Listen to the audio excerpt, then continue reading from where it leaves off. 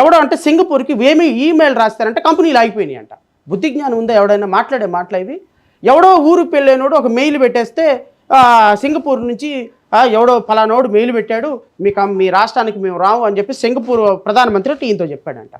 ఈ విధమైనటువంటి రాష్ట్రాన్ని అబాసుపాలు చేసి రోజుకొకరిని అరెస్ట్ చేస్తుంటే కంపెనీలు ఎందుకు వస్తాయి? మీరు ఏదన్నా ఒక మాట మాట్లాడితే తెలుగుదేశానికి వ్యతిరేకంగా మీరు వైసీపీ, నేను ఏదన్నా మాట్లాడితే వాస్తవం మాట్లాడితే నేను వైసీపీ, రేపొద్దున మీరు పోయి మళ్ళీ తెలుగుదేశం అధికారంలో పోయి వైసీపీతో ఏదన్నా మాట మాట్లాడితే మీరు మీరు మీరు మళ్ళీ తెలుగుదేశం.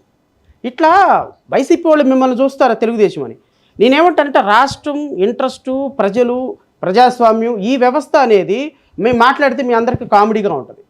ఎందుకు కామెడీగా ఉంటుంది? రేపొద్దున ఫర్ ఎగ్జాంపుల్ మీరు రేపొద్దున ఏదైనా ఒక జర్నలిస్ట్ అయ్యి ఒక వార్త చదివితే మిమ్మల్ని అరెస్ట్ చేస్తే అప్పుడు గుర్తొస్తాం జడా శ్రవణ్ కుమార్.